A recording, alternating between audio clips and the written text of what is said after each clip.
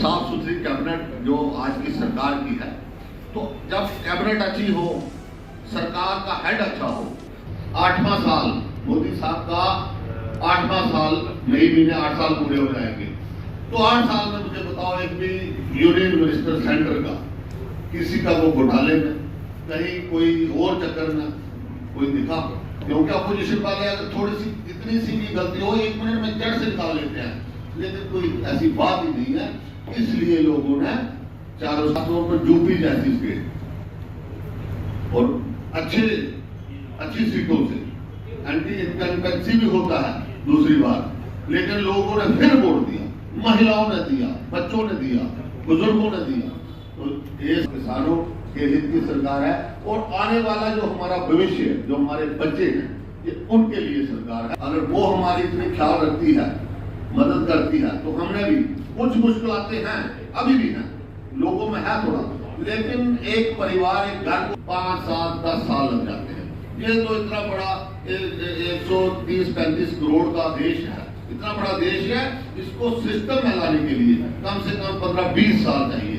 अभी तो 8 साल हुए हैं और 2024 तो पक्का है और 2024 के बाद 2029 भी पक्का है। वो पक्का हम सब की वजह से होगा। मोदी साहब अगर 10 साल और ये सरकार, मैंने एक बार मोदी साहब को कहा था, इधर आए स्टेडियम में तो हम लाइन में खड़े थे 10-15, सबसे आगे में था, तो मैंने जैसे उनसे बुके दिए, हाथ मिलाया, तो मैंने कहा मोदी साहब लगता है कि ये देश फिर सोने की चिड़िया बनने जा रहा है। तो फिर मुड़े, हंसे और चले गए। तो मैंने देखा कि उस तरफ बढ़ रहा है देश। आज देश की इकोनॉमी ठीक हो गई है। 2 साल कोरोना, बड़े बड़े देश बुलडोजर के साथ लाशें उठा के फेंक दी और दफन कर दी, लेकिन आज इतना बड़ा देश जिसके पास इतना इंफ्रास्ट्रक्चर भी नहीं था, ऑपरेटर्स नहीं थे, ऑक्सीजन के प्लांट नहीं थे, अगर आए तो हम सामना करेंगे, क्योंकि ये भारत सरकार मोदी साहब की सरकार है, ऑपरेटर्स हैं, वेंटिलेटर हैं और हमारा देश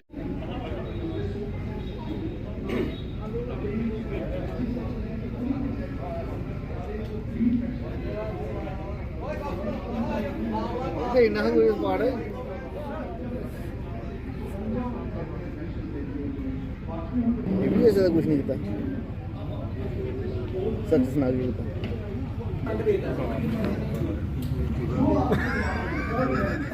कमलदास जी बड़ाला से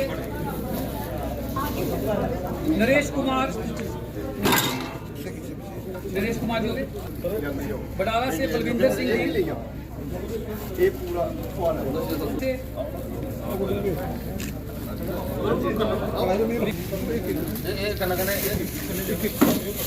विजय कुमार के लिए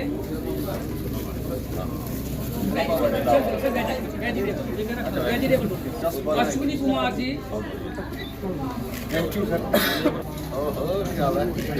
पंचायत जब गदाधर से चीफ एग्रीकल्चर ऑफिस कठुआ में, तो हमारे साथ चीफ एग्रीकल्चर ऑफिसर हैं, हमारे साथ डिस्ट्रिक्ट ऑफिसर्स हैं, हमारे ये भी हमारे डिस्ट्रिक्ट ऑफिसर राजू जी और हमारे भाई साहब सारे खड़े हैं यहाँ। तो एक तो मैं जहाँ आए हुए जितने भी हमारे किसान भाई हैं, सबका धन्यवाद करता हूँ कि ये जो हमारी किसान भाई रीढ़ की हड्डी है, इनको मजबूत करना है। ये भारत सरकार का मिशन है कि किसान को मजबूत करना है। जो किसान पूरे देश को अन्न उत्पाद करके देता है, उत्पन्न करके देता है, उस किसान को पूरी ताकत से मजबूत करना है। और हमारी भारत सरकार ने कई किस्म की स्कीम्स जो किसानों के लिए पूरे देश भर में निकाली हैं, तो हम भी उसी सरकार के छोटे से एक नुमाइंदे हैं।